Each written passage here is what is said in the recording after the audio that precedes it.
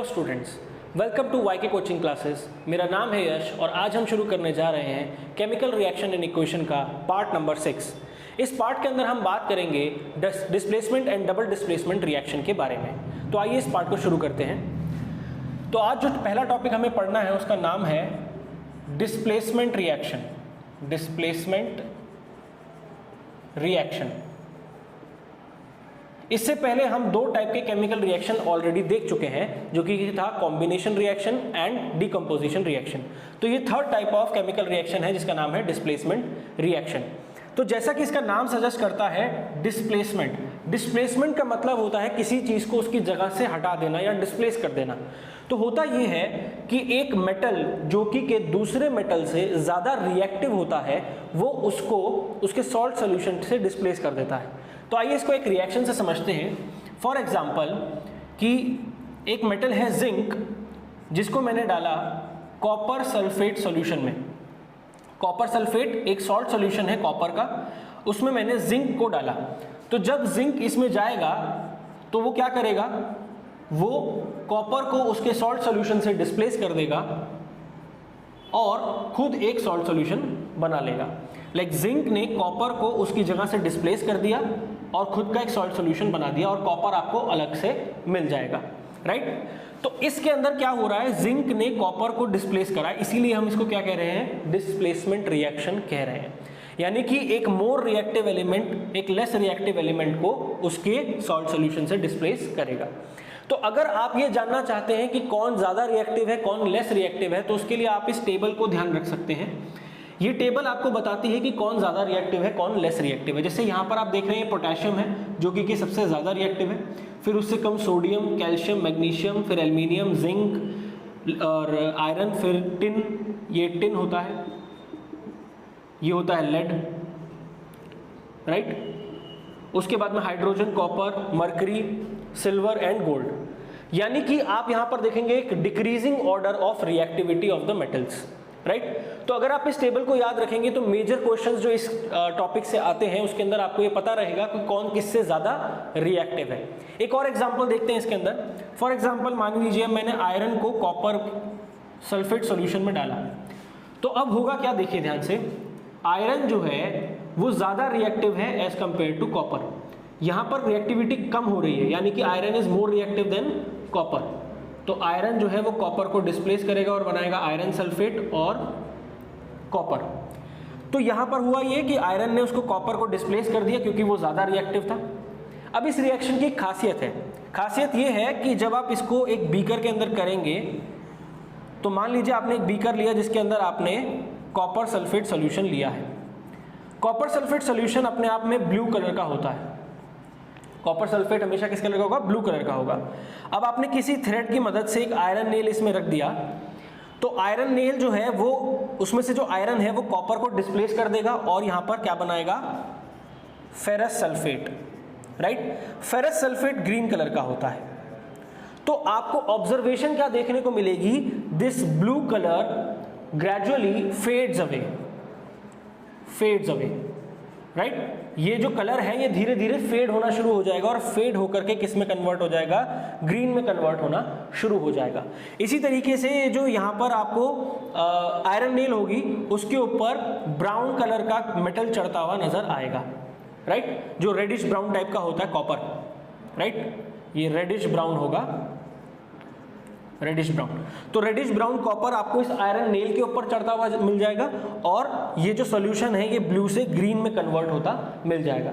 तो इस रिएक्शन के ऊपर डायरेक्ट क्वेश्चन इस तरीके से आता है, when an iron nail is dipped in a blue colour solution what observation will you get. तो ऑब्जर्वेशन क्या होगी, the colour of copper sulphate changes from blue to green due to the formation of ferrous sulphate. Also the iron nails start getting a reddish brown color due to the formation of copper on it।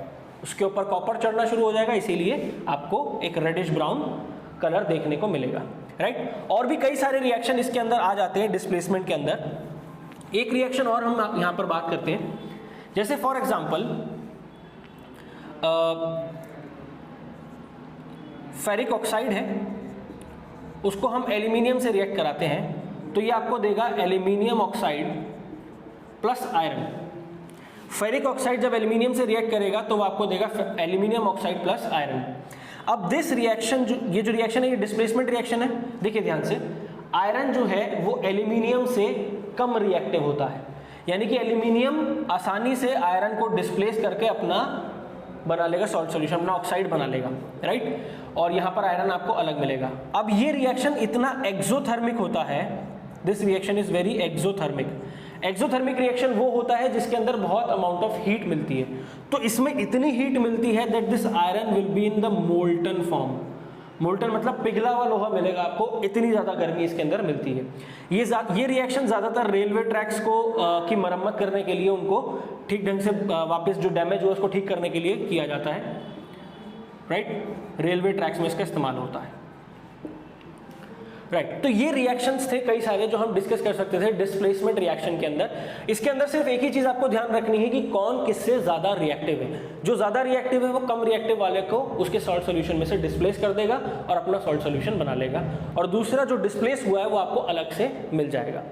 अब यहाँ पर आप एक चीज देख सकते हैं, मान लीजिए मैं एक रिएक्शन लिखता हूं यहाँ पर इस तरीके से कि एल्यूमिनियम सल्फेट, यहाँ पर एल्यूमिनियम सल्फेट है ये, और कॉपर मैंने उसमें डाला एल्यूमिनियम सल्फेट में, तो आपको प्रोडक्ट क्या मिलेगा। जो लोग ये जवाब सोच रहे हैं कि कॉपर जो है वो एल्यूमिनियम को डिस्प्लेस कर देगा, तो पहले हमें क्या देखना है, कौन ज्यादा रिएक्टिव है। Copper is very much less reactive than aluminium.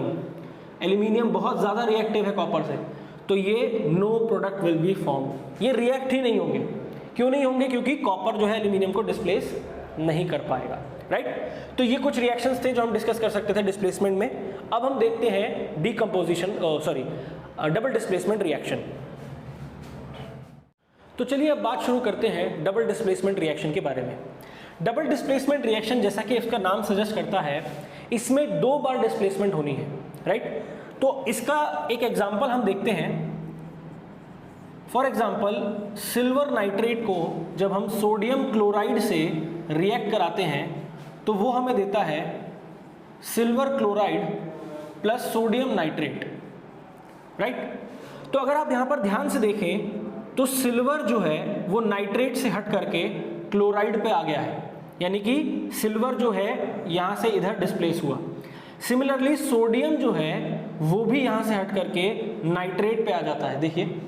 तो इसका मतलब सोडियम भी डिस्प्लेस हुआ, राइट। यानी कि 2 डिस्प्लेसमेंट जब एक साथ साइमल्टेनियसली हो रही हैं तो हम उस रिएक्शन को क्या कहेंगे, डबल डिस्प्लेसमेंट रिएक्शन, राइट। तो it is a reaction in which 2 compounds exchange their ions to form 2 new compounds.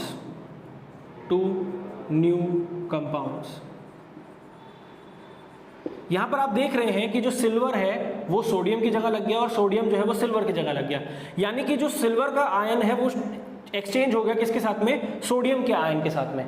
तो हम इस रिएक्शन में क्या कहते हैं कि this reaction happens by exchanging of ions, right.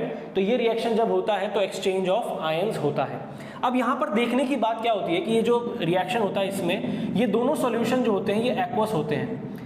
Both of these solutions are aqueous, यानी कि जो रिएक्टेंट साइड होगा उसमें जो भी सॉल्यूशन होगा, जो भी हम रिएक्टेंट लेंगे वो एक्वस सॉल्यूशन का होगा। लेकिन यहाँ पर जब कंपाउंड फॉर्मेशन होता है तो एक आपको मिलेगा सॉलिड फॉर्म में और दूसरा आपको एक्वस फॉर्म में मिलेगा, राइट। दोनों ऑलरेडी किस में थे, रिएक्टेंट साइड में एक्वस फॉर्म में थे, लेकिन जब प्रोडक्ट फॉर्म हुआ तो एक आपको सॉलिड फॉर्म में मिलता है और एक आपको एक्वस फॉर्म में मिलता है। इसी वजह से हम इसको क्या कहते हैं, प्रेसिपिटेशन रिएक्शन भी कहते हैं। प्रेसिपिटेशन रिएक्शन, हम इसे प्रेसिपिटेशन रिएक्शन क्यों कह रहे हैं, क्योंकि यहाँ पर एक सॉलिड सब्सटेंस फॉर्म हो रहा है, एक इनसॉल्युबल सॉलिड फॉर्म हो रहा है। जब भी एक प्रेसिपिटेट फॉर्म होता है, इसको हम पीपीटी कहते हैं शॉर्ट फॉर्म में, तो जब एक प्रेसिपिटेट फॉर्म होता है तो हम इस रिएक्शन को क्या कह रहे हैं, प्रेसिपिटेशन रिएक्शन कह रहे हैं। ऐसे कई सारे एग्जांपल आप देख सकते हैं। एक और एग्जांपल देखते हैं, ये मान के चलते हैं कि बेरियम क्लोराइड रिएक्ट करता है आपका सोडियम सल्फेट के साथ में, both of these are aqueous solution. ये ध्यान रखिएगा, रिएक्टेंट साइड इसमें जब भी होगी वो एक्वस सॉल्यूशन में होगी।